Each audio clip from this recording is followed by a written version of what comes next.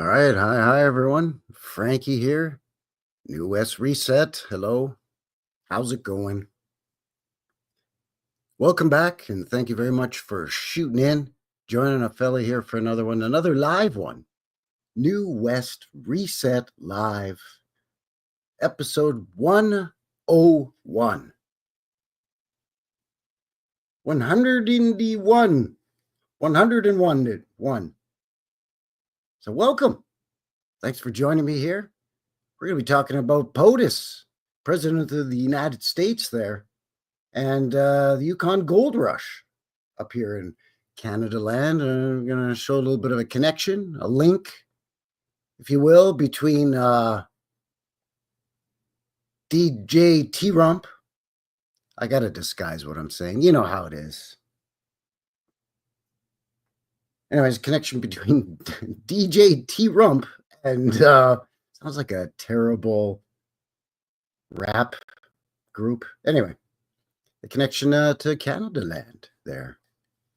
So, yeah, I want to thank our buddy Vaughn in the chat for suggesting the topic and for sharing the link. There he is. So, yes, thank you, Vaughn. Appreciate it. I was like, that's perfect timing, actually, because, the inauguration coming up in a day or two, right? It's what, the 20th usually, if the 20th is not a Sunday, which obviously it's not because today is Sunday and it's the 19th. So, good timing.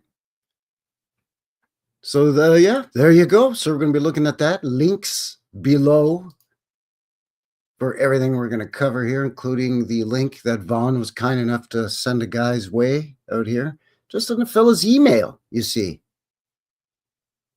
So what you can do is you can do the same. Hey, if you got a show idea, what have you, email in the description below, as well as a guy's location map. You click on that, and it opens up the goggle machine. My icon appears. You click on the icon, and you can link to a video. All my boots on the ground stuff. BitChute, link for that below as well.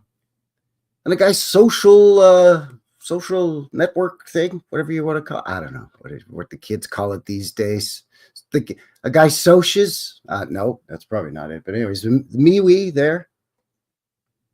And of course, the link for the Bumble. So hello to everybody on the HooTubes and the Bumble. Because as always, we're broadcasting live simultaneously on both places. The HooTubes and the Green Fightin' platform there. So welcome, everyone. Thanks for winding down your weekend here with yours truly on this Sunday, January the 19th, 2025. Speaking of 25, it's minus 25 degrees Celsius right now. Excellent. Nope, hate it. Absolutely hate it. Terribly cold. I mean, that includes the wind chill, but whatever. Obviously, if you're outdoors to experience that low temperature, you're going to be exposed to said wind. And therefore, just give me the, what is it? What is it out there? It's brass monkey weather is what it is. That's creeping down to minus 15 Fahrenheit. That's cold. It's colder than a witch's elbow. Anyway, before we get the ball rolling, let's say hello to everybody in the chat, in the box. Say howdy. See how everybody's doing here. Kathy's here. Kathy Broughton in the box. Hello. As mentioned, our buddy Vaughn here as well. Good to see you, Vaughn. Hippie Shake. Hello, Hippie. Title's here. Oh! No, my window's closed. It's freezing out. I don't have the window open. But I'm still going to yell, Title's here. Good to see you, sir. Ridiculous. Wow.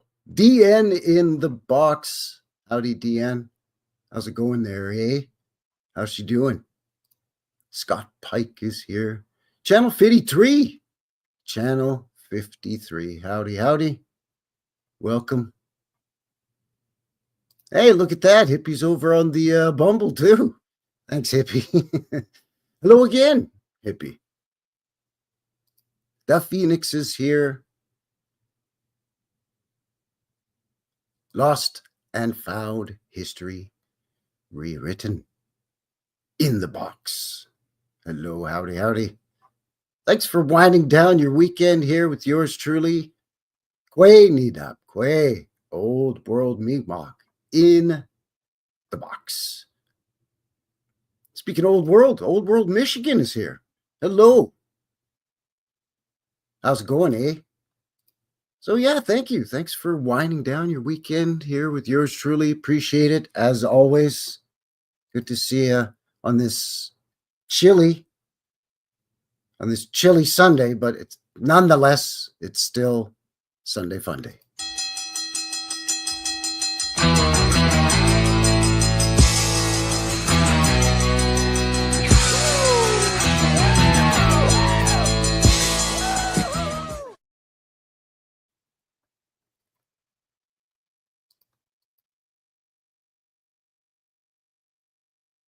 So if you haven't already, please consider giving a fellow one of these or one of these. It's fine. Whatevs. But it just kind of helps to push Buddy out into the thing there a little bit, there. Just, it helps the guy out a bit there, eh? Thanks to everybody who's already shared and subscribed. Appreciate it. Also appreciate everybody who's watching this after the live, after the fact. Thanks for your support. Let me know what you think down in the comments after the show there, eh?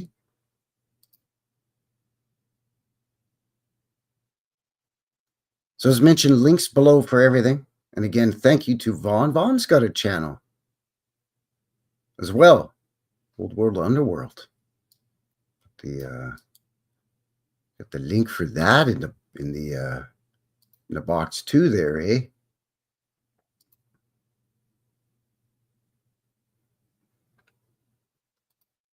Anyway, so Vaughn was kind enough to share this. Let me open it up and see what's cooking. This is Maclean's.ca, a Canadian online political news magazine, I guess, like Canada's Life magazine or, Time magazine, but online. Probably not at all like that, but you get what I'm saying. Anyway, let me see what we got here. This is inside the wild Canadian past of the Trump family. October, it's a little aged. It's probably somebody came up with this Jason Markusoff. Probably wrote it the first time Trump was running, but yeah,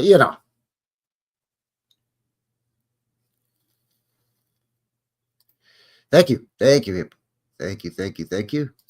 There it is there, the link for Vaughn's channel. Anyway, yeah, so it's from 2016, October 13th, 2016, but that's fine. It pretty much still applies. It's not like anything's really changed. And as mentioned, thought it was apropos. It's a thing, right? Appropriate. Being tomorrow's inauguration and whatnot.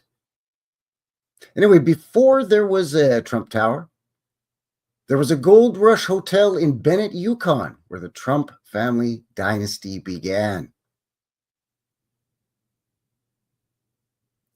Just off the shores of Lake Bennett, enjoy the best swan and caribou meat you'll find anywhere in these mountains. What? Swan meat? You're not supposed to eat swan, are you? I mean, you can, I guess, but it's just one of those unwritten rules, right? Swan, really? There's ducks and geese all over the place up there. His place is lousy with them. What are you gonna go after the swans for? I'm just saying, it's one of those animals, right? Where you're just like, nah, I don't know. Like monkey. You just don't eat monkey. You know what I'm saying? Right, Corey? Corey Ash is here. Good to see you. Good to see you.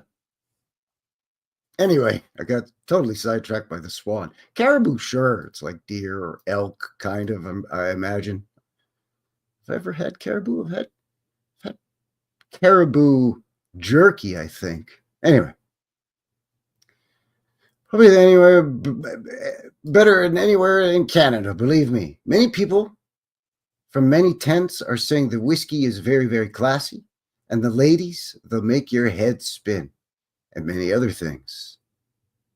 Those other tents and hotels serve horse meat, and it's disgusting. See, yeah, there you go. You don't eat horse, too. That's another one.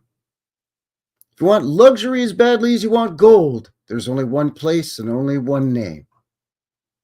Okay, the sort of language wasn't in recorded Klondike Gold Rush texts from 1898, at least not from the proprietor of the New Arctic restaurant in his hotel. But his grandson, Donald Trump, might not have been positioned to dazzle and sometimes terrify America with his boastful sales pitches were it not for Fred Trump and his plucky immigrant story. Man, that's a run-on sentence. You ever heard of breaking that up? Moving a few words around and, adding some punctuation so a guy can take a breath when he's reading out loud. Sheesh. Vaught says I'm hunting swan now, actually. Scott Pike says swan stew, yummy. And Kathy Broad's just got the throwing up emoji. Cousin Vinny over here. Vincent in the box. Cousin Vinny over here. You got Frankie Fingers. Yours truly, Frankie Fingers, and you got Cousin Vinny. So now you know what I'm talking about with the whole New West Reset thing. No. What? No. What I said about Frankie Fingers. The Frankie Fingers and New West Reset are the same. Wait, what?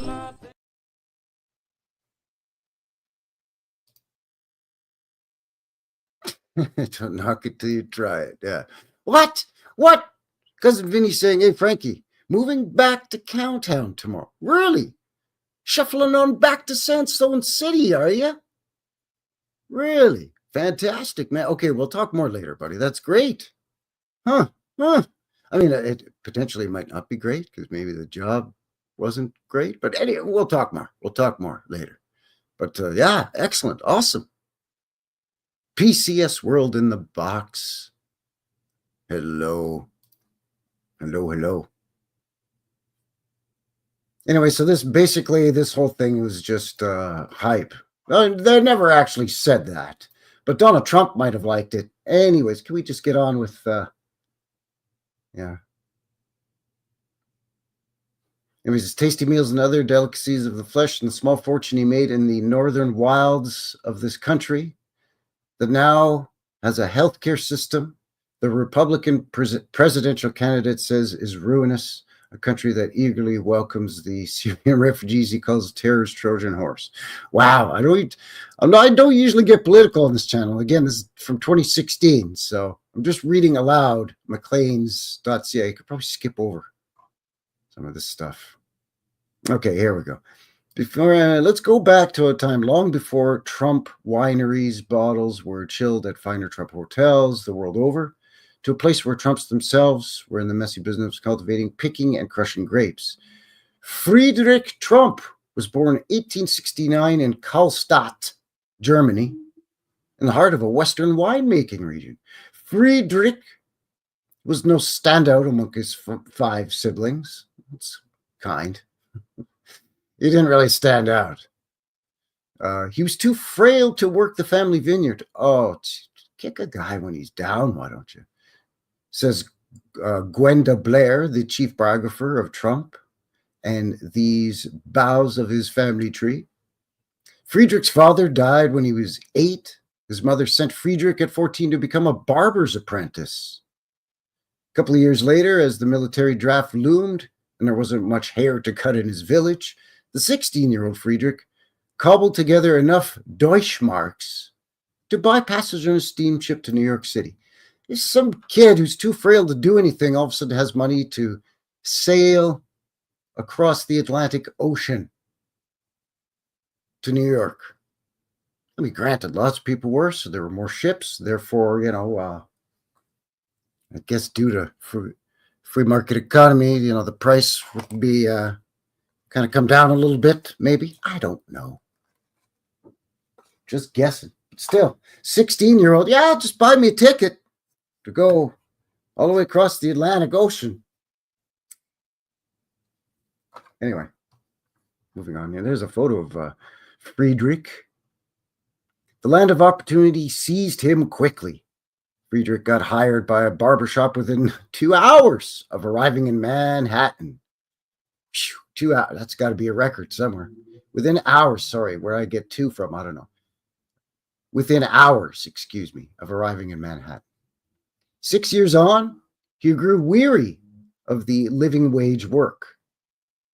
In 1891, Donald Trump's grandfather would be the first in the chain, to dream and reach for something bigger. He left New York enclave of fellow Germans and took his savings across the land to Seattle, a booming resource and port city. He hung his shingle as Fred Trump at the dairy restaurant he'd opened in Seattle's red light district. What? Where's he getting all this money? To just move. First, now he's moving from New York all the way out to Seattle. But he was just making a living wage. So where's all his savings coming from? He took his savings. You know what I'm saying? That doesn't make sense. Anyway, continuing here. I don't know, And then when he gets there, he just opens a dairy restaurant in the red light district. Well, I guess it's cheaper there, maybe. I don't know. Definitely dodgy. So he's got the money to move across the Atlantic and then across the continental United States in the 1890s, mind you. So he's got limited options. And then when he gets to Seattle, how he heard that Seattle was a booming resource town or whatever, well, it was beyond me. But anyways, now he's still got enough money burning a hole in his pocket I'm just going to open me up a dairy restaurant. Okay. Man, oh man. Chassie Nix is here. Howdy, Chassie. Good to see you. Just, Kathy Broughton says, that's some good luck finding a job that fast. Yeah. Just, I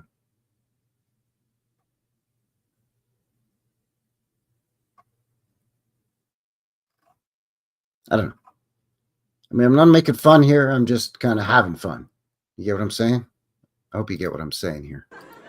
You know what I mean? All right, we're having a good time.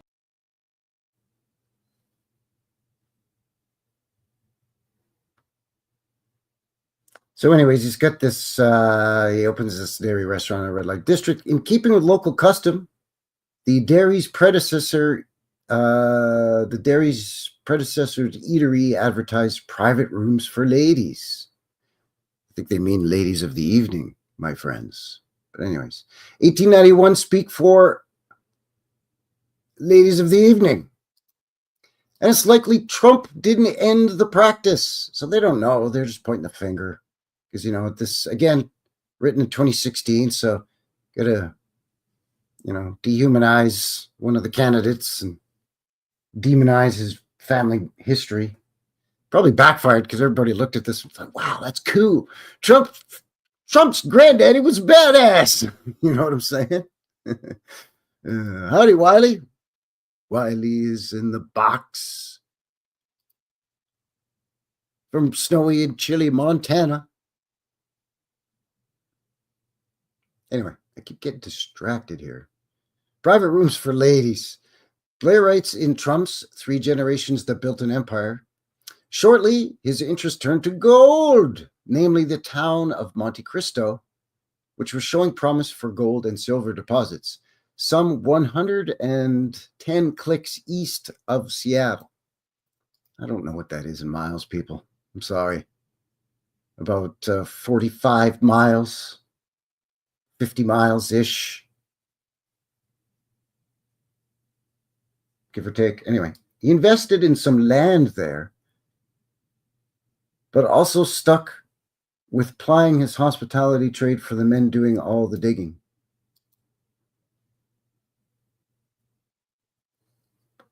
So again, he's got money to invest in land.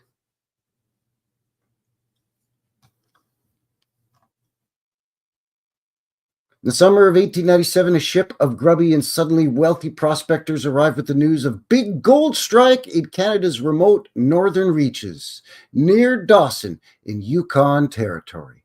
By then, Trump was already on the hunt for those riches. So he was clairvoyant, I guess. Showing some flashes of his family's later business savvy, and at the same time his grandson's blundering streak. What? Fred Trump had sent 2 miners north to lay claims, and before the gold rush headlines hit Seattle's newspapers, they had already staked a $15 claim in the Trump name on Hunker Creek, not far from the first strike at Bonanza Creek. A day later, Trump's associates profited by flipping the land for 400 smackaroonies. 400 Canadian or US? It doesn't say. Blair writes, flipping was common in the gold rush days.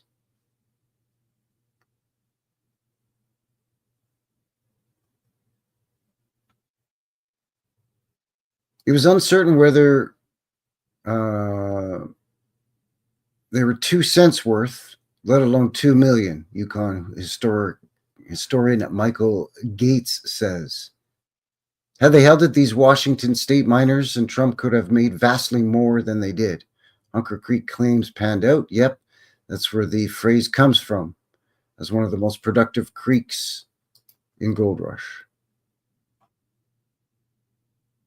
What phrase? Which phrase? Panned out? I'm not sure about that. That sounds fishy to me.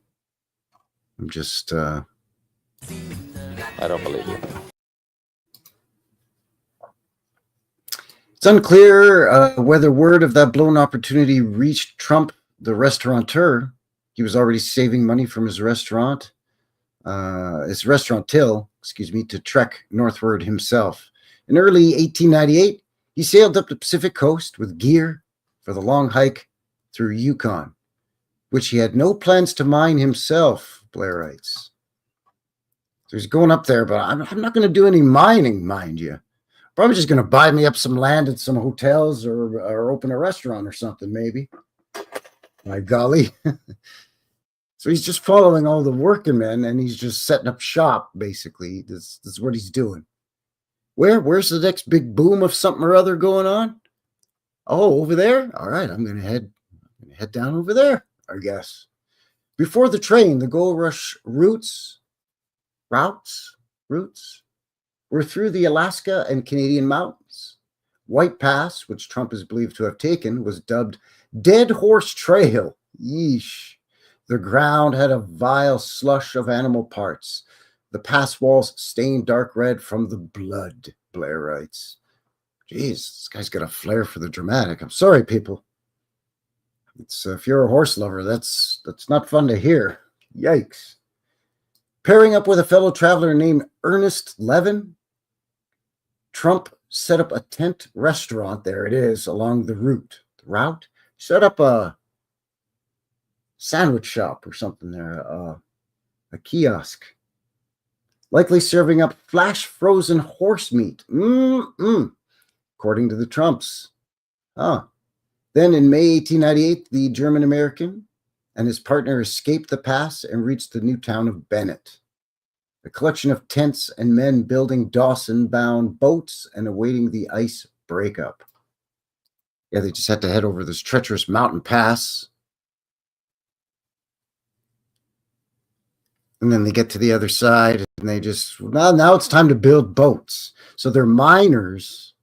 They're also expert boat builders, I guess. I don't know. Or shopkeeps, which means they're neither a miner nor a boat builder.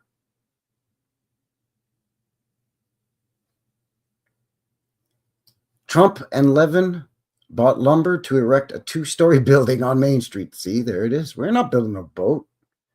The new Arctic would feed the thousands of travelers and stranded folks alike, boasting an array of fine and non-equine meats, every delicacy in the market, fresh oysters in every style, and yes, private rooms for the ladies. There it is once again. Mining the miners was the smart thing to do, Blair tells Maclean's. Where was the money to be made? It was to be made out of the guys doing the hard work, not out of the ground. Prospectors were lucky to strike any gold and luckier to escape the Arctic with any wealth. One of the other famed names to rise from the Klondike rush was Alexander Pantages, who started with a theater. Oh, yeah, Pantages. Who started with a theater in Dawson, that crazy Dawson City, and would later launch a network that included Pantages theaters in Toronto, Winnipeg, and then the Guggenheims would find post-rush bounty with a company that dredged Klondike rivers, but already had family riches that the Trumps had yet to amass. So lots of wheeling and dealing and shucking and jiving going on up there. And Bennett came a warning about Trump and women. More than a century before Donald brags about, yeah.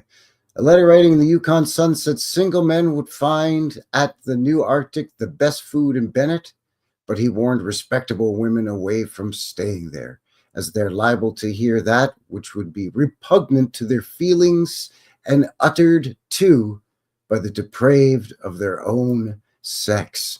Oh my goodness gracious. That sounds absolutely, well, fantastic if you ask me, but it sounds filthy.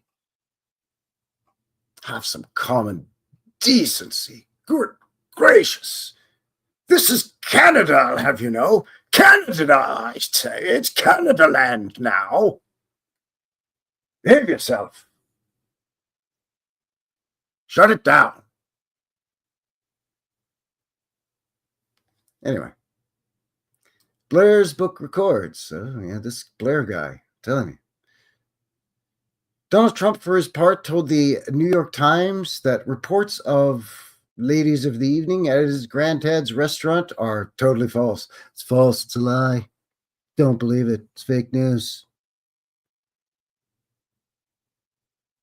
These people are liars. They're liars. Believe me. Though he was born 28 years after the Yukon entrepreneur's death. Yeah, so how would you know?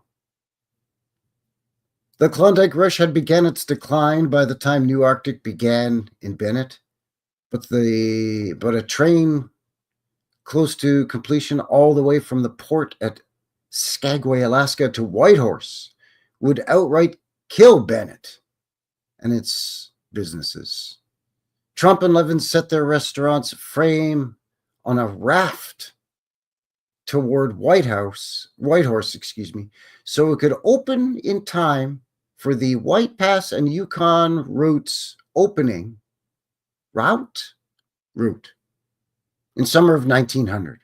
Yeah, let's just lift up our shop, put it on a raft, and float it across Lake Bennett here. With a wood-framed tent and a false facade, the Arctic restaurant opened up across Front Street from the terminal of the railroad station, that is. In this fledgling city, there was competition. The Hotel Grand and the White Horse Hotel in the same block dwarfed the Trump Eatery. Rivals advertised fine hotels and cigars, or stabling for dogs and horses. The Arctic was more vague and braggadocious, offering itself as the newest, neatest, and best equipped north of Vancouver, states Trump's ad in the White Horse Star. Anyways, yada yada. It was, wild and rough and tumble up in the gold rush in the Yukon. Liquor and gold mining and silver mining and so on and so forth. This was a Trump who knew when to quit. The 1901 Canadian census counted 27,000 Yukon residents, more than Vancouver had at the time. A decade later, the territorial population plunged by 2/3. In new hands, the restaurant burned down in the Great White Horse Fire of 1905. There it is. Of course, they had a great fire. Oh yeah, you could tell that I skipped over. Yeah, I skipped over a bunch of stuff because it was totally a smear campaign article, and it's Canadian too. Like, what do we give a rat's ass? It's American politics, for crying out loud. We took its sides for. The media is supposed to be, show some level of neutrality, especially, foreign media. Like, what do we, it's none of our business necessarily. Anyway. So yeah, they had a fire. It was rebuilt, but didn't last long. On its site is the low-slung Horwood Mall, full of Bernie Sanders friendly local boutique. There's another jab. Like big cafe, culture cheese, and climate clothing. Oh, dear Lord in heaven. Save us from this shenanigans. Anyway, Trump history has little to no imprint on Whitehorse, save Southerners' mainly recent interest. There are a lot of people who gain a piece of the action in the Yukon, make money, and either never live there or only come very briefly and go on to make lives elsewhere, says Whitehorse historian Linda Johnson. It's a different story down in Bennett. All that remains from the gold rush town is the vacant church. But that's changing as the nearby Tagish First Nation and Parks Canada combine to create a high-end glamping experience with tent-style cabins and a recreated restaurant for those shelling out 1,600 smackaroonies for 4 nights to stay at Chilkoot Trail Village. And that's Yukon, so that's 1,600. Did I say 1,000? 1,600. 1,600 Canadian dollars. Canadian dollars. It's like 800 US bucks. Not quite. But you get what I'm saying. It's a bargain if you're an American traveler. Anyways, at the heart of the village is a replica of the famous Arctic restaurant and hotel that was the place to be at Bennett City during the stampede to the Klondike Gold Rush in 1898. States the attractions draft website by Nature Tours Yukon, which will market the frontier-inspired experience. Due to the 1819 COOF thing that happened, that felled Fred Trump, Donald never got to hear Klondike tales from his granddaddy or learn the hard work trudging through the Yukon mountains or running an anything goes restaurant. Fred Trump's grandson isn't one to tolerate a kitchen's heat or an Arctic deep freeze. But the bold and whatever it takes to prosper steps, those seem to be inherited traits. Okay, well, at least they ended it off there with a little bit of a little nicer. Oh yeah, of course, Vaughn in the chat in the box yelling fire. Yeah, 1905. Of course, you know it. Scott Pike saying generated by the Jesuits. Yes, the Jesuit. Disguise what you say. disguise what you say for the YouTube censor algorithm. Anyway, McLean's.ca links below. Thank you, Vaughn. I found that interesting because, I had no idea prior to Vaughn shooting me that on the old email. I thought to myself, well, what do you know?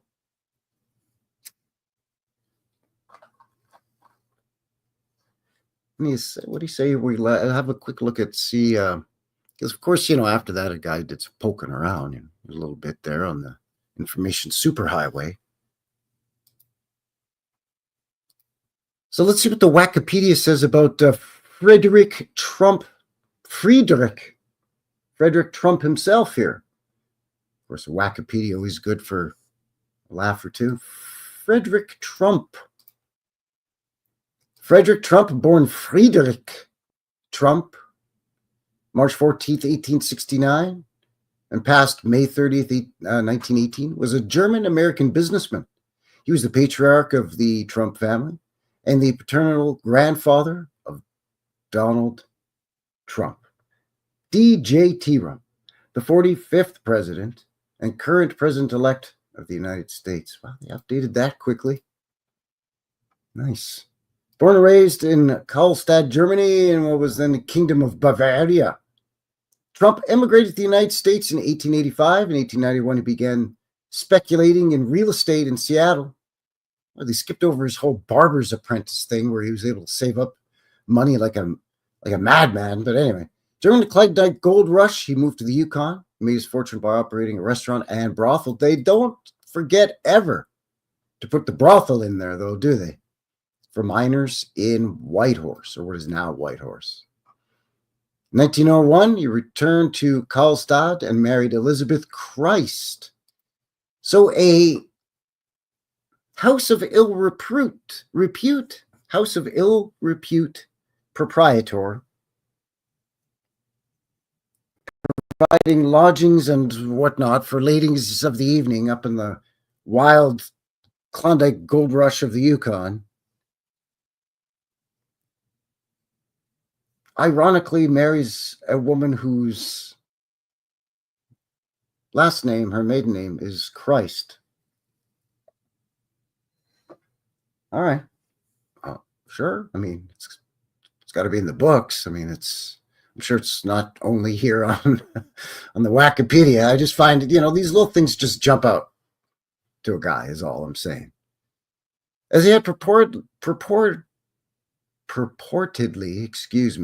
immigrated to the United States in order to evade conscription, the Bavarian government stripped him of his citizenship in 2005. Consequently, he returned to the United States with his family. He worked as a barber and a manager of a hotel and was beginning to acquire real estate in Queens when he died in the 1918 coup. The Spanish one, I guess.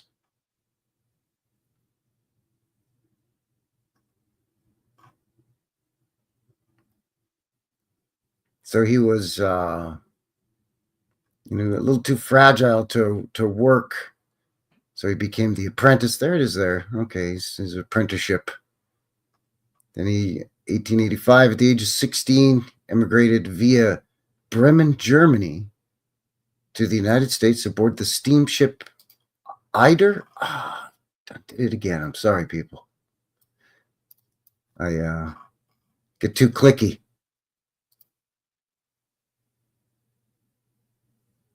Now it's not gonna. There we go. German ocean liner built for yada yada yada. Okay. Huh. Departing October 7th and arriving at Castle Garden. Yeah. Castle is right. Immigration landing depot in New York City, October 19th, as he had not yet served the mandatory military duty of 2 years in the Kingdom of Bavaria. His immigration was illegal under Bavarian law. U.S. immigration records list his name as Friedrich Trump. That's terrible. And his occupation as nothing. He is just fell off of the ship. What does he do? I don't know. Nothing. He moved in with his older sister, Katharina, who had emigrated in 1883. Also, it's not like he just threw a dart at a map and it hit New York and he's like, there I go. One time off to America. No, I mean, there's a connection there. Okay. And her husband, Fred Schuster, also from Karlstadt. Ah, Schuster. Only a few hours after arriving, he met a German-speaking barber who was looking for an employee. Oh, lucky. How lucky indeed. Only a few hours after arriving, he meets a German-speaking barber who just happens to be looking for an employee. So he began working the following day. Well, you're hired. Worked as a barber for 6 years. Lived with his relatives on the Lower East Side of Manhattan, a neighborhood with many Palatine German immigrants. Palatine? I don't even know what that means. At 76 Forsyth Street, due to the cost of operating at 76th Street getting expensive, they later moved to East 17th Street and to 2nd Avenue. Yeah, okay. I guess if you're a New Yorker, you know. In 1891, he moved to Seattle and then newly admitted U.S. state of Washington with his life savings of several $100s. He bought the Poodle Dog, which he renamed the Dairy Restaurant. Not going to lie, Poodle Dog is a strange name, but I like it better than the Dairy Restaurant. The hell kind of name is that for your restaurant? We're going to walk by and go, I'm hungry. Oh, here's a place. No, it looks like they just have milk. Just glasses of milk is all they have there. Maybe you could get a wedge of cheese. Maybe some yogurt. But that's it. Anyways, he supplied it with new tables, chairs, and a range. Oh, so you can do some cooking. Located at Washington Street, Dairy Restaurant was in the middle of Seattle's Pioneer Square. Washington Street was nicknamed The Line and included an assortment of saloons, casinos, and, oh, good Lord, there it is, brothels. Biographer Gwenda Blair, there she is again, called it a hotbed of sex, booze, and money. It was the indisputable center of the action in Seattle. The restaurant served food and liquor and was advertised to include rooms for ladies, a common euphemism for ladies of the evening. Yeah, there it is again, word for word. In 1892, Trump became a U.S. citizen and voted in Washington's first presidential election. He lived in Seattle until early 1893. Then he sold the restaurant, moved to the mining town of Monte Cristo, Washington.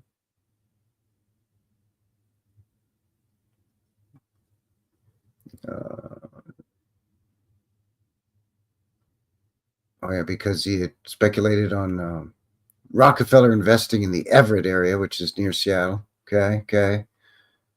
And he gets that, there it is, he gets the call for the gold from the Yukon.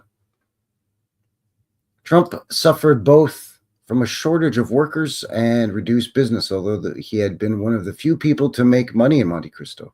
Trump prepared for the bubble burst by funding 2 miners in the Yukon, Canada, in exchange for them staking a claim for him. In July 1897, the Klondike Gold Rush began after boats loaded with gold arrived in San Francisco and Seattle. Thousands of people rushed to the area in hopes of making a fortune. Trump sold off most of his property in Monte Cristo a few weeks later and moved back to Seattle. In Seattle, he opened a new restaurant, Cherry Street. Business was so good, he paid off the mortgage in 4 weeks, a month. Paid off a mortgage in a month. How'd you like to do that? Boy, howdy, that'd be great. I'm not sure if I believe it or if it makes any sense to me, but yeah, he paid off a mortgage in 4 weeks. Well, that's just silly. Silly, yes. Idiotic, yes. This guy's a 4-leaf clover kind of a guy, a lucky rabbit's foot, lucky horseshoe kind of a guy. Meanwhile, on July 7th, two miners that Trump had funded stake his claim at Hunter Creek, tributary of the Klondike. After spending $15 to register the claim, they sold half of it for $400 the next day. Wow, there you go. A week later, another miner sold it for $1,000. On the 20th of September, they staked a second claim at Deadwood Creek. Half of it was sold in October for $150, but the other half was sold in December for $2,000. It is, however, unknown if Trump ever received any money from there. By early 1898, he made enough money to go to the Yukon himself. Bought all the necessary supplies, sold off his remaining properties in Monte Cristo and Seattle, transferred his 40 acres in the Pine Lake Plateau to his sister Louise. In 1900, Louise sold the property for $250.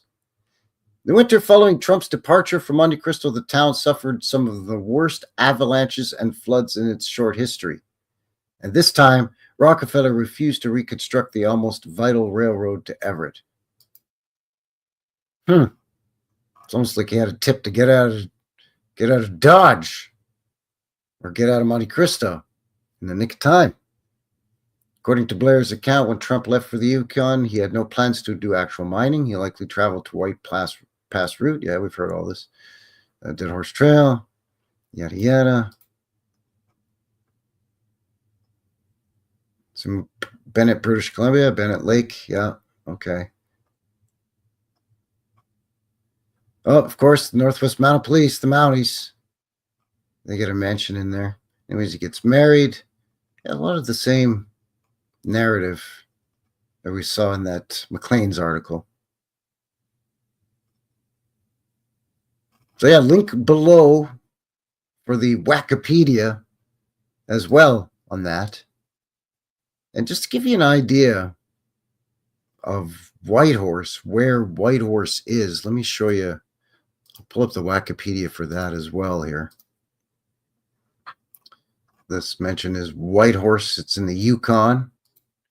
Whitehorse is the capital of the Yukon, is the largest city in northern Canada. It was incorporated in 1950. Yeah, it took them long enough. It's on the Alaskan Highway, southern Yukon. Whitehorse's downtown and Riverdale areas occupy both shores of the Yukon River, which rises in British Columbia and meets the Bering Sea in Alaska. The city was named after the Whitehorse Rapids for their resemblance to the mane of a white horse near Miles Canyon before the river was dammed. All right. Because of the city's location in the Whitehorse Valley and relative proximity to the Pacific Ocean, the climate is milder than comparable northern communities such as Yellowknife. At this latitude, winter days are short and summer days have up to about 19 hours of daylight. There you go. Whitehorse, as reported by Guinness World Records, is the city with the least air pollution in the whole wide world, people. There you go. That's what they served. They served beaver casserole at that restaurant. Piping hot and fresh right out of the oven. Beaver casserole. Nothing finer.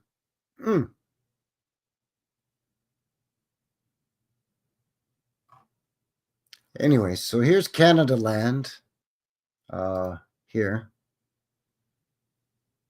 You can see there's Yukon territory. That's this blown up section. So Whitehorse is right here. This is the northern top of British Columbia. You can see Alaska's here, and Alaska kind of sneaks down. You guys are sneaky down there in the U.S. With no, we're taking this part here. You'd be like, well, why don't you? We might as well just make it part of Canada. It's right. British Columbia's right there. Yukon's right above it. No, we're taking this stuff.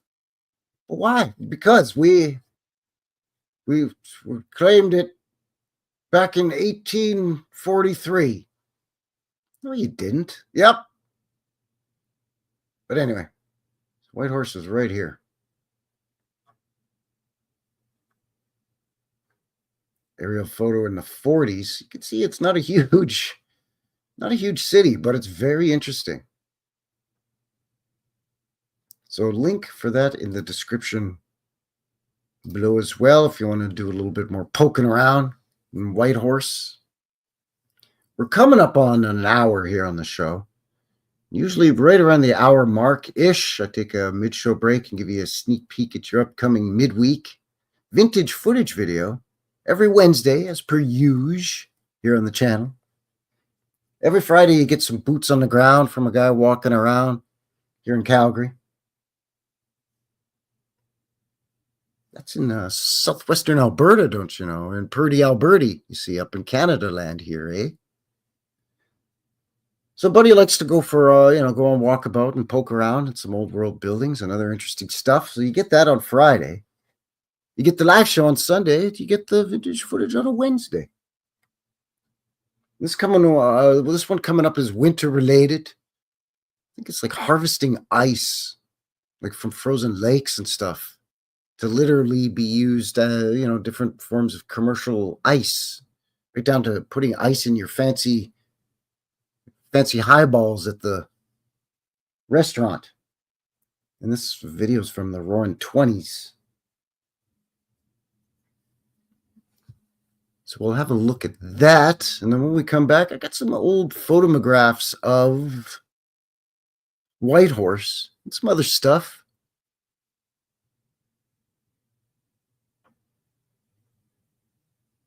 So what do you say we take a quick break here? Let me just get this good to go for you. So as mentioned, this is Ice Harvest, 1920s. It's right around the 3-minute mark. So stick around. We'll see you on the other side of 3 minutes. Be right back. All right, everyone. Cheers.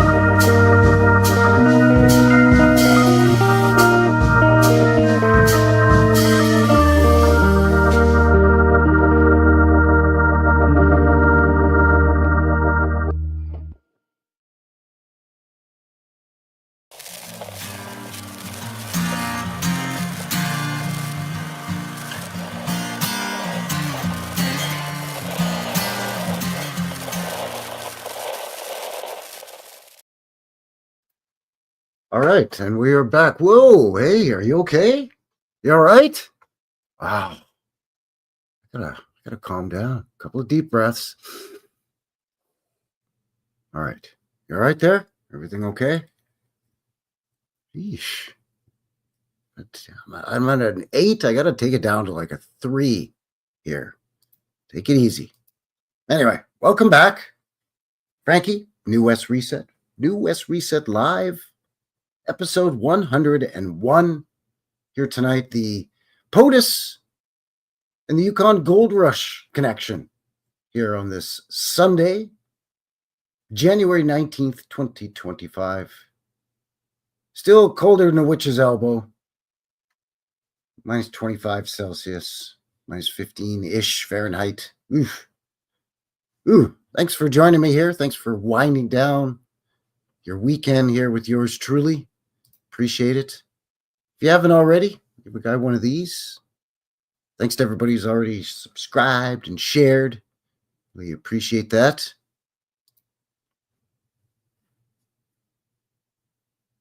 So at the top of the show, we looked at an article that was from macleans.ca online, an article shared by our buddy Vaughn. So thanks again to Vaughn for sharing that. Link in the description. And then we just had a quick poke around on the Wikipedia regarding the POTUS himself, the President of the United States, DJ T-Rump, his granddaddy, chasing a fortune in the Yukon Gold Rush up here in Canada land.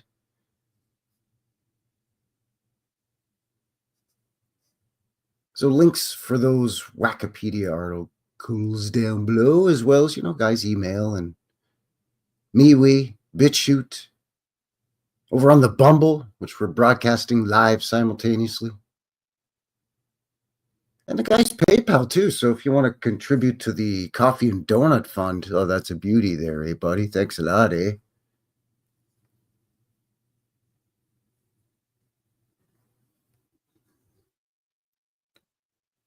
So before the break, I'd mentioned that when we come back, we'll have a look at some photos. So what do you say we do that there?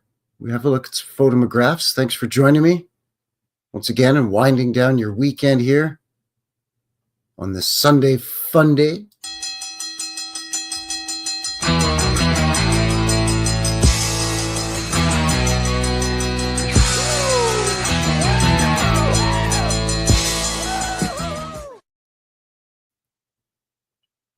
The day before the inauguration in the good old US of A of DJ T-Rump.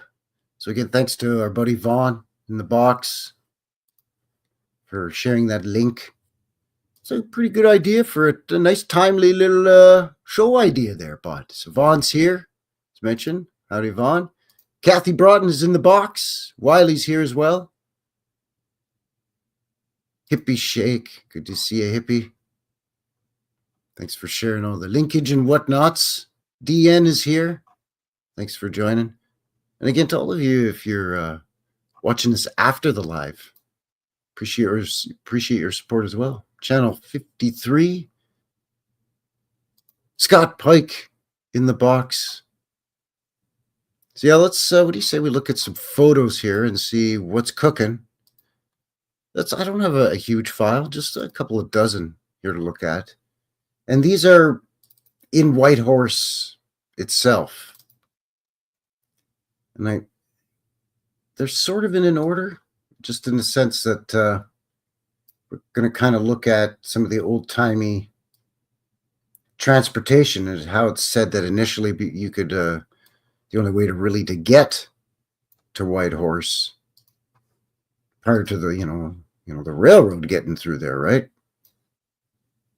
And then we'll have a look at some interesting stuff because again, it wasn't a huge place, but I guess we'll just let the picture's worth 1,000 words, right? So Frankie, shut up and show us what you're talking about. So of course, you get the old steamships, the paddle boats that would go around the lake and also up and down the river, the Yukon River, and actually a bunch of other rivers up in the Yukon, Northwest Territories. up in northern Alberta as well.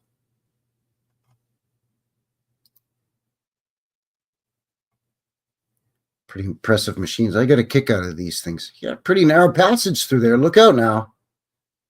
Something interesting going on back here potentially, but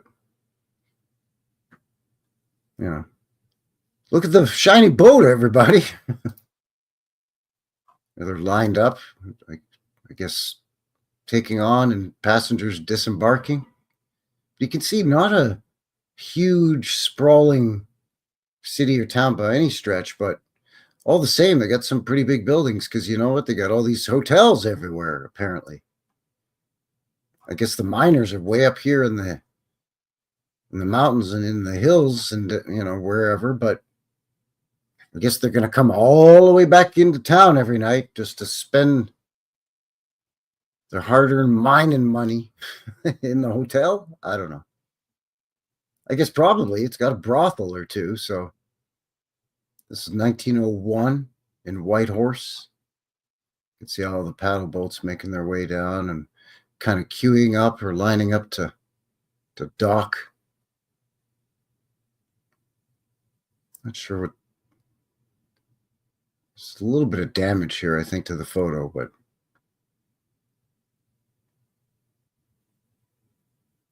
so yeah, until the railroad arrived, either this is how you did it, this or horse or mule or something, or I don't know, heel toe in it, I guess. Look at that. Look how clever. Look how clever, friends of the channel. Our Scott Pike in the box from White Horse to the White House. Boom. There it is. Should put that on a t-shirt. From White Horse to the White House. So this is the shot of course, I mentioned the Northwest Mounted Police, the Mounties, right? This is the fort up there in the White Horse. Looks like there was other stuff going on here that's been kind of mucked around with, but anyway, that's the Mounties fort and barracks.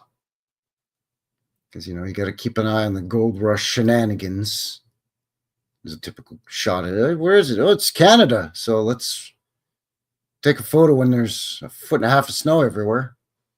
I mean, I guess it's Yukon. So this photo obviously taken in the winter. It's pretty serious icicles there, but you can see these hotels are pretty fancy looking. Pretty nice, pretty large for such a one-horse hick town where everybody's just basically here to get off the paddle boats, load up supplies, and head up to strike it rich with gold. Pasture of Castles is here. Howdy, howdy. Says, hey, everyone. Happy to be here. Thanks for doing this, Frankie. Well, thanks for shooting in, joining. Appreciate it. Thank you very much. This is a great shot of, this is, basically one miner and his gear.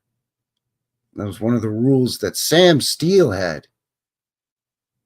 You had to have, I don't know, something like a ton's worth of food and gear. Otherwise, he wouldn't let you pass because sure as hell you were going to meet your maker. But you could see even in this layover town, this is a later photo taken in the 40s, obviously. You could see the military, the jeeps and whatnot. But anyway, it's how wide the streets are. They were built wide like this. Again, almost in anticipation of modern, 4-lane streets or 2 lanes with parking,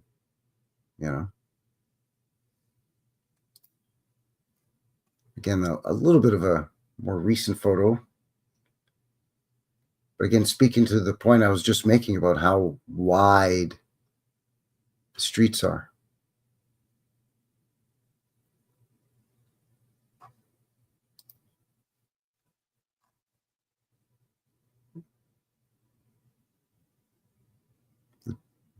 Beautiful old hotels. Now, I do suspect that they probably are wood framed.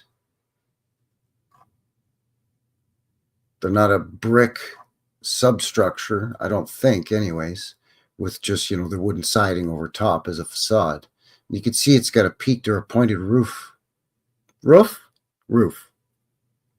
But then the front has a more of a squared off facade to make it look a little bit more grandiose, right? It's still a 2-story. But you get what I'm saying. Background here too. It's the white streets that I just can't wrap my head around. And again, if it's so cold and it's just kind of a stopover town for miners, like, why get all fancy with it, right? You're just, in those articles about Trump's granddaddy, DJ T-Rump's granddaddy, they were, whacking him up and knocking him down right quick, bud. Because they were just chasing that dollar, chasing the gold and silver miners' dollar. They'd set up some kind of temporary half tent, wooden shack type shop, type restaurant. Advertise the hell out of it. Make a quick buck. So why the need for all of this massive, and this here too? What the hell's going on over here? Like, if that's a church, that's pretty impressive for like a gold miners town. Not too much church attendance, I would imagine, in a mining town. Gold miners, that is. Like the root tootin' Wild West crazy Yukon type stuff. You know what I'm saying?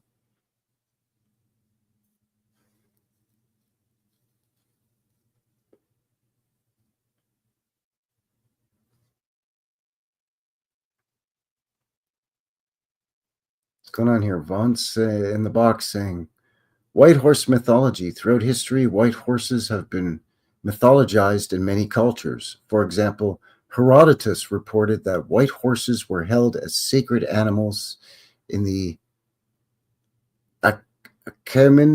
Achaemenid court of Xerxes the Great. In more than one tradition, a white horse carries patron saints or the world savior in the end times, including Hinduism, Christianity, and Islam. Huh. Yeah, Napoleon was on a white horse too. Yeah, Channel 53.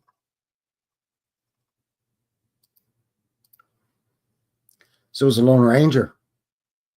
Or, well, I guess he called him Silver. So maybe he's kind of a silvery gray horse. I ho, Silver! What was Tonto's horse's name? Just for a little bit of trivia for you. See who knows this in the chat. The Lone Ranger's horse's name was Silver. The Lone Ranger's buddy, his pal,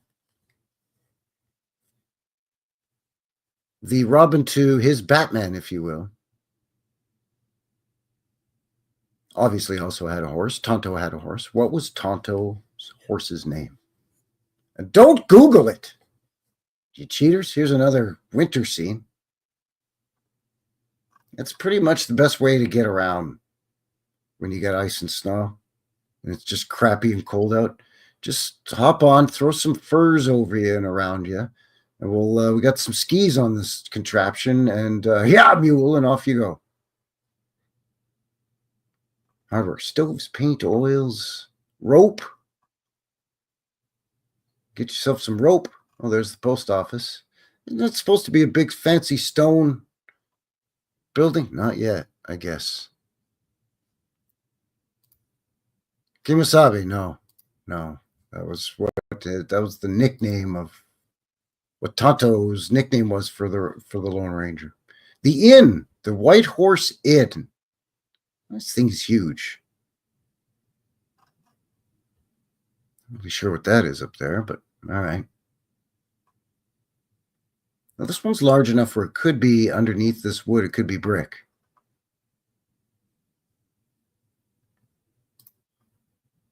It's pretty impressive. The White Pass Hotel in White Horse, Yukon.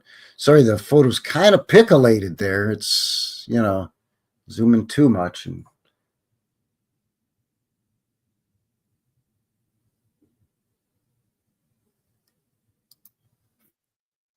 Barbara, says PCS World.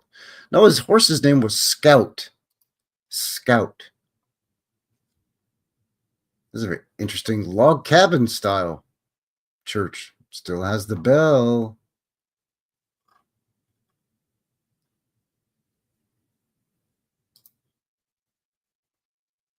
Well, this is a school, but unfortunately it's a residential school. So Indigenous, First Nations, Native Canadian children were forced into the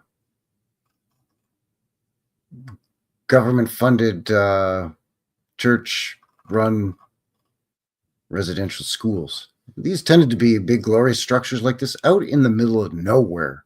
This one just outside of Whitehorse. Regina Hotel up in Whitehorse.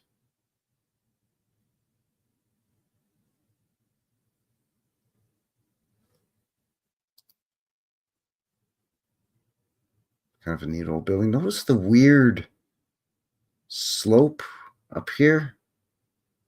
It's very consistent all the way along the front of this building, but this old theater.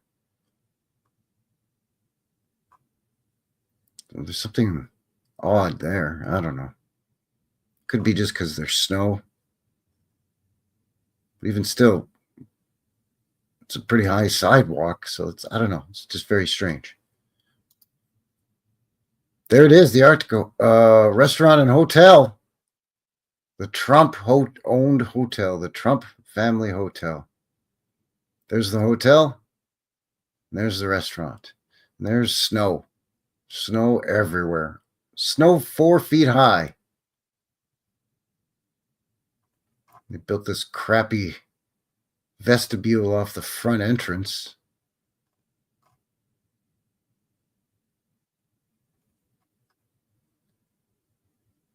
Does it say furnished rooms, furniture rooms, something like that? And then the railroad comes in, and ironically enough,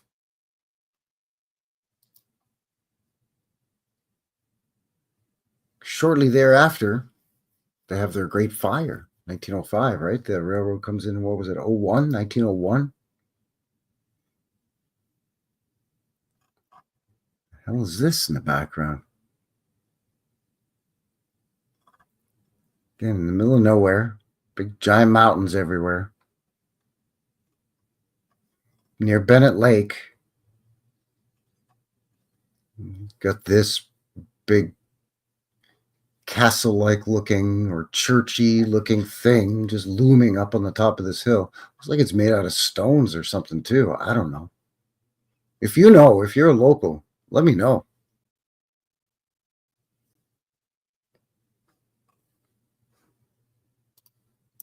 Scott Pike, 2 gauges of track. Well, maybe you might have your mining, which would be the smaller gauge, and then your standard gauge, but it's probably just dual track. Like it could be a dual line.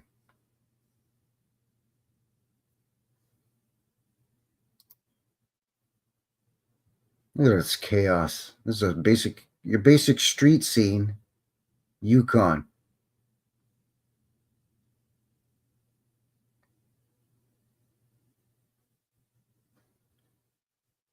This lady just standing in the middle of the road with, what is that? I guess that's her handbag and her coat. I don't know. This guy's got a team of dogs pulling his wheeled wagon.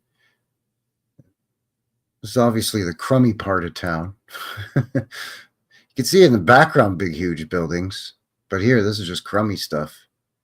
But it's just sheer chaos. But again, look how wide these streets are.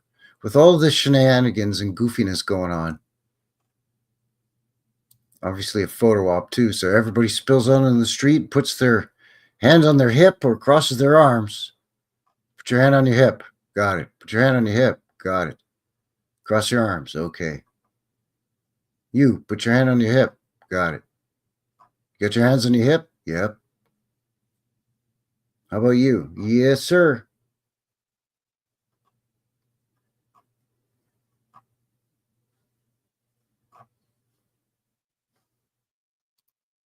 Channel 53 says, love those old signage fonts. Yeah, me too. You know, because they were like hand-painted signage. I mean, they're when you see it on a beautiful, glorious old world building, they look kind of crappy. But when they get kind of fancy with the lettering and their different fonts and lettering styles, yeah, they can be pretty cool. Of course, these are the people that are like, yeah, I guess if you're coming up here to mine gold and silver, you know, maybe we could wet our beak. No? Oh. What do you mean we got to get out of here? But we live here, man. No? All right. Thanks for nothing.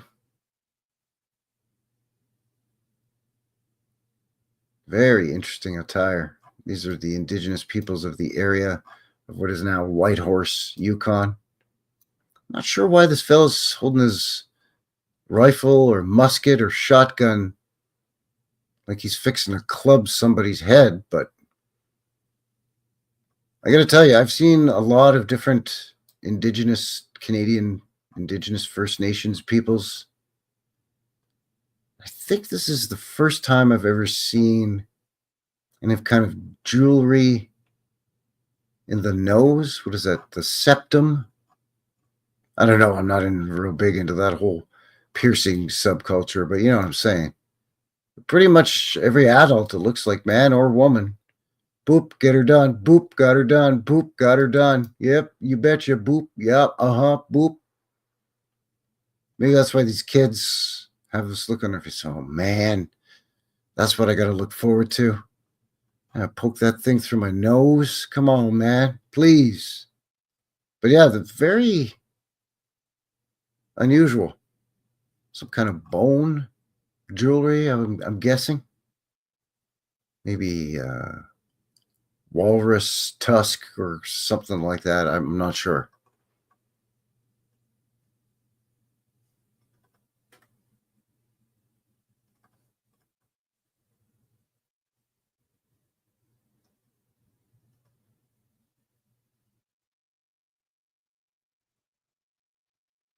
Yeah, okay. I see what you're saying, Vaughn. Says kind of like Mayan or Aztec. Yeah, a little bit. A little bit. The only giveaway really is this here for me.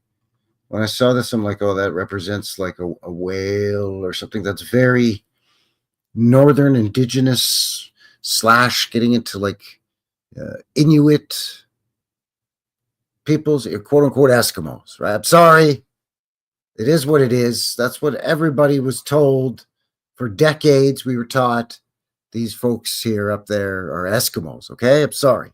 That's racist! Well, you know what I mean. So when you see this pattern, even this to some extent, yeah, okay. But I mean, you know, this is very unusual and unique to me. And I'm guessing it's beadwork. I imagine it's some kind of stitched needlework or beadwork of some kind. Even this looks very Northern Canadian indigenous. But a lot of it is very unusual. So yeah, I just thought it was a really great photo, except for this guy. You're going to shoot yourself right in the foot, bud.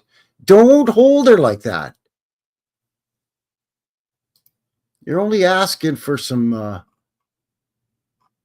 trouble with the toe. Now, this is a completely different nation that also lives up in the Yukon area, but also Northwest Territories, so just east of the Yukon, and a little bit in northern British Columbia, northern Alberta. You can see you got the bison or the buffalo. It's quite menacing. Now, is this guy at least holding it the right way up? Looks like it. Okay. But this looks a little bit more, perhaps, like what you might expect to see for indigenous, quote-unquote, Native Indians, right? But the feathers are not going to be huge, massive feather headdresses. You this to me is grouse. I think that's grouse feathers, which is a type of wild, smaller than like a chicken, I guess, a bit smaller than a chicken. It's like a ptarmigan or like a pheasant, sort of a small pheasant, But anyway, these are like sharp-tailed grouse feathers, I think. Like a lot of feathers, but they're not those big, huge eagle feathers headdresses. Different style. And again, a lot of needlework, beadwork. This guy's just macking. He's got more chains than Mr. T. He's rocking more gold than Sammy Davis Jr. The Candy Man can. All right, groovy man, yeah. All right, baby, I'm Sammy. A pity the fool who wears more jewelry than me. Sucker. Anyway, quit screwing around. This is quite intricate for a wooden church, I thought. But it's also just got a lot of rubble and crud around it. So I'm not sure the context of this photo. I don't know if it was forgotten and abandoned and just somebody stumbled upon it and said, holy crap, look at this, and took a photo of it. Or if this is, you know, they were building it and they're pretty much just wrapped up the building process and they're just got to clean up the site. I mean, it looks pretty messy and pretty effed up, so I don't know what's going on. Looks like there might be glass in the windows. But this is all log work, woodworking. So it's quite impressive. Again, you know, look at the environment you're in. Northern Canada, very close to the Arctic Circle, very close to Alaska, right? And some tundra area with a frozen mountain and this big lake. You're just out in the middle of nowhere. And yeah, I get it. It's wood. You just cut down a few thousand trees and, you know, Robert's your mother's brother. Okay, but still, for how remote it is, it's quite intricate. The headgear on the guy on the horse is legit. Yeah, man. Yeah. This guy. Yeah, man, that's pretty... That'd be intimidating, right? Like, I'm not sure what his position is in terms of the grandfathers here, the elders. I'm not sure what his role is. But if it has anything to do with you meeting up with this guy on the battlefield somewhere, he's very intimidating. Even if he wasn't on this horse, even if he was just standing there looking at you with that on, yeah, man, come on.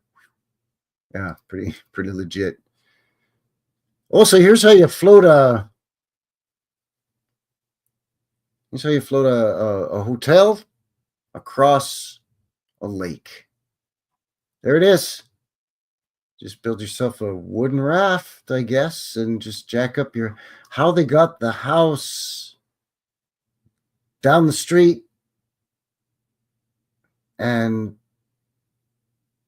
like, I could see jacking it up. Okay, maybe. But how do you get it? How do you move it down the street to the... and get it on the thing, on the raft here, on the old, you know, Tom Sawyer, Huckleberry Finn thing going on here? That seems very, I don't know, logistically very challenging. Let's just put it that way. Could be Scott Pike in the box says 1,000 trees or one big tree.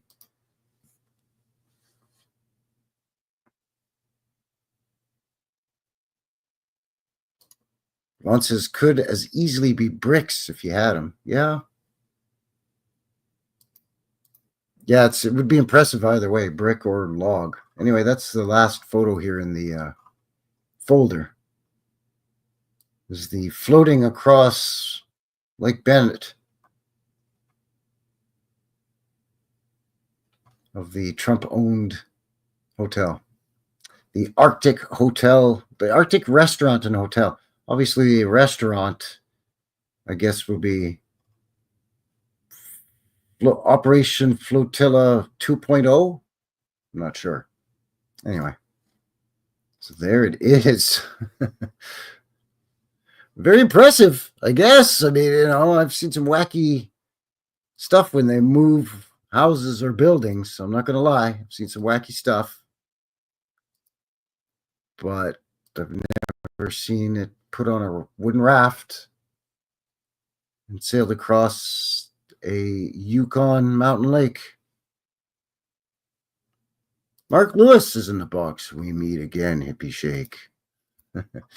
We meet again, young Skywalker.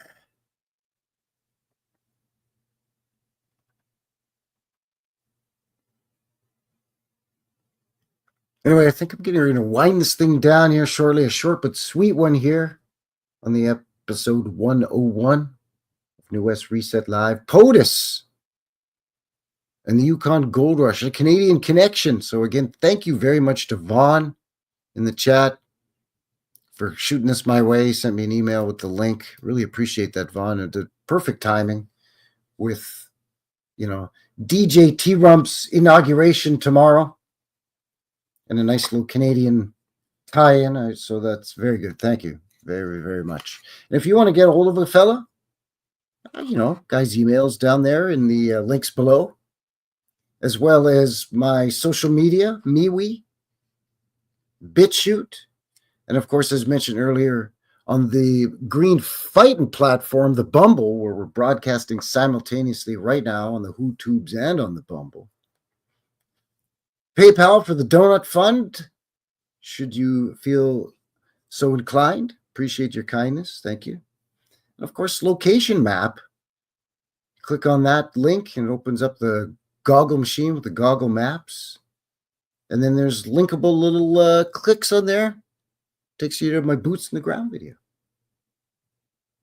And those videos are up on my channel every Friday. Come rain or shine, I'm like the U.S. Postal Service. Come rain or shine, come blizzard or minus 25, you're getting boots on the ground video every Friday. Every Sunday, the live show. And then as you got a sneak peek of tonight, every Wednesday, vintage footage. Old-timey video. Those are fun to put together. I like scrounging around, finding that stuff. So before we depart for the evening or the afternoon, or maybe it's morning for you, I don't know, the case may be. Sunday evening for me, 6:30 p.m. local time. That's it's mountain time, don't you know?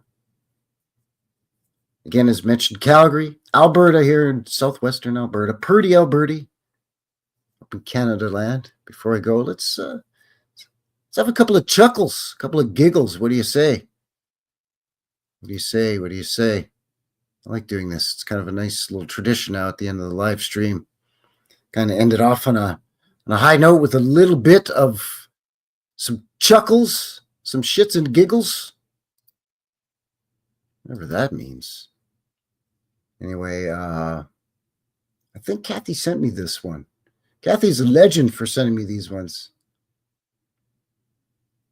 But I mean, this is just classic, but it's still it's funny because it's true, I guess. Oh, yeah? Well, I only got 10, so here's 10, I owe you 10. Thanks. Hey, Mo, you owe me 20. Well, here's 10, and I'll owe you 10. You owe me 20. Here's 10, I owe you 10. Here's the 10 I owe you. Here's the 10 I owe you. Here's the 10 I owe you. Good, now we're all even. Yeah, that's about right. You knuckleheads.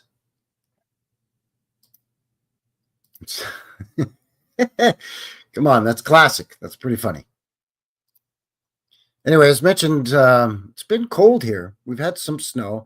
Not tons of snow for this time of year, actually. Like maybe 2 inches if we're lucky, but it's cold. Like minus 25. All joking aside, with the wind chill, minus 25 Celsius is cold. That's like minus 15 Fahrenheit-ish, give or take, you know. So you got to be careful out there. You got to take the necessary precautions when you're traveling. You got to have, you know, you just in general, you just want to try to stay warm. So, you know, you want to make sure that you have a reliable vehicle and you want to have some good warm shelter, something that's reliable for you as well, just in case, you know, because it can get cold and, you know, if your power goes out or something. I'm just saying, better safe than sorry.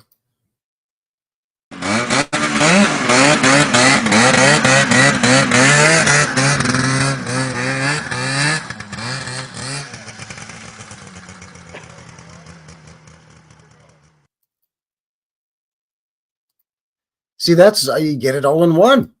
You get reliable transportation and you get some shelter right there. That guy's a genius, by the way. That's some Canadian guy. I think that's somewhere in Ontario or Quebec. Probably Quebec. I'm not going to lie. It's probably Quebec. I'm not saying. I'm just saying. You know what I'm saying? But I mean, if you can't, you know, if you don't have your own vehicle that's reliable, then you got to have alternative modes of transportation. You got to be careful with that too.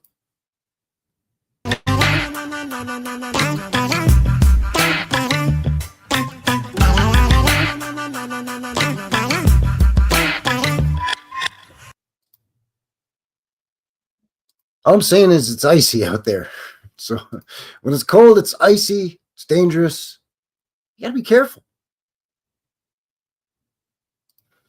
Turtle says, that's great. Yeah. I mean, come on. Wow. Yeah. I thought that was pretty good. You just obviously got to know what you're doing. Do not attempt this at home unless you have an old snowmobile or a skidoo, as we call them, and some old camping trailer, an old caravan. That would have been a tiny one. It was definitely its own trailer. Like it wasn't one of those campers that goes in the back of a pickup truck, because it had its own axle and he just incorporated it with an old snowmobile. Pure genius. Yeah, that bus driver's something else. That was purpose. That video is really long. It's actually, well, not really long, but it's about a 2-minute video. I just clipped it down. That guy's just having a ball, just doing donuts and 360s, all kinds of crazy corkscrew spins with that thing. I'm like, man, this guy's having a good time out there. You know what I'm saying?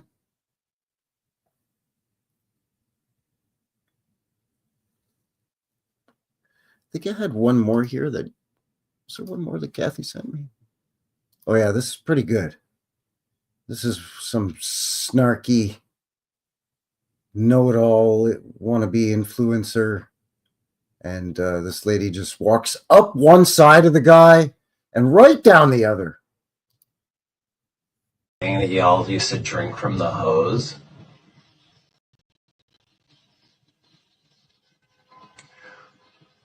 Were sinks not an option?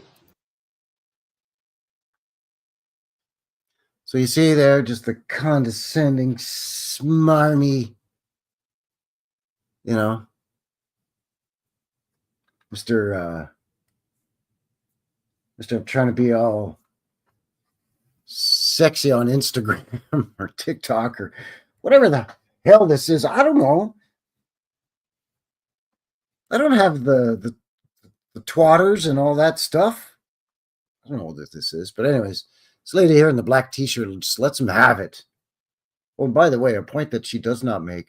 Sink's an option. You don't drink from the sink. You drink from the faucet that empties into the sink. But that's just me nitpicking. But anyways, let's hear this lady. You let this doofus. She just lets him have it with both barrels. Right in the face. For fuck's sake. Who's going to tell him? You want me to tell him? I'll tell him. We weren't allowed in the house. I don't know why that's so hard for people to understand. Our childhood was like one never-ending episode of that TV show Survivor, okay? We are indestructible. We've never sat in car seats. Nobody's ever given us swimming lessons. We've all been either shot with a BB gun or stabbed with a fucking jart. The television stations had to make a commercial reminding our parents that they had kids. I shit you not. Every night on the 10 p.m. news, a voice would come on and say, "It's 10 p.m. Do you know where your children are?" To remind our parents that they had fucking kids. So, no, sir, shirtless with the beanie, sinks were not an option.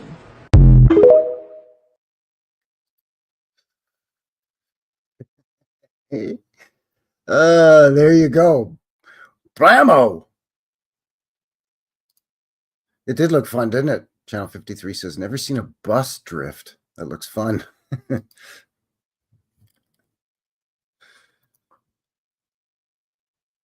Yeah, well, I was talking to Kathy behind the scenes earlier, like emailing and whatnots. We were talking about that. Yeah, if it was a nice day in the summer, mom or dad or whomever was home at that time, be like, you know what? It's a nice day. Get outside and play. Go outside now, like right now. I could be sitting there watching the Flintstones, and they would just shut the TV off, pick me up, put my shoes on, and forcibly eject me from the premises like a drunken Scotsman on the High Street Tavern at 2:30 in the morning.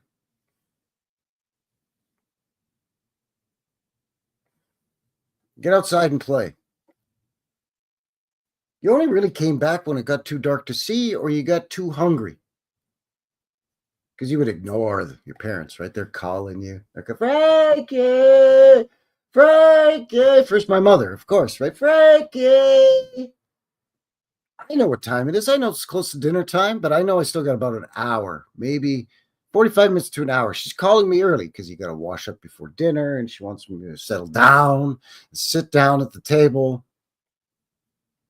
So no, I know I still got at least half an hour to 45 minutes before dinner's actually served. So you put it on a pay no mind list, right? And you just kind of selective hearing. Frankie! I still got half an hour, boys. It's all good. We're flying our kites, building a fort, whatever we're doing. Building jumps for our bicycles out of old cinder blocks and rusty nail-infested pieces of plywood that we find on the side of the road. No helmets on our bikes. We didn't even have horns or bells on our bikes. This is 1977.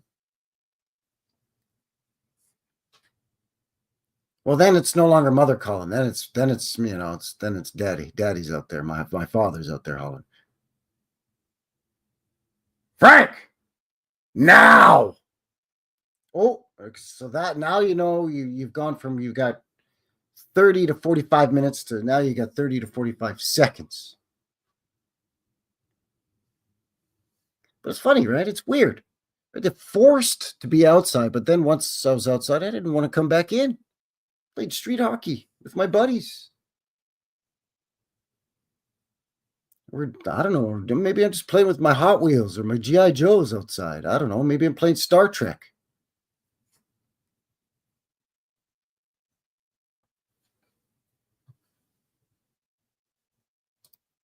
A whistle. Yeah, see, everyone would run home. Yeah, your neighborhood had their act together. The parents must have had a block parent community meeting or something and said, look, okay, we're going to do this whistle thing. We're going to tell all our kids that when you hear a whistle, it's time to come home. That way, it doesn't matter who whistles, all the kids are coming home. It could be Mr. Peterson down the block. He whistles. All the kids are coming home. Mrs. Franklin or up around the corner. Yeah, no, not that Mrs. Franklin, the old one. Yeah, the one that lives above the Chinese food place. Yeah, her. She whistles. All the kids come running home.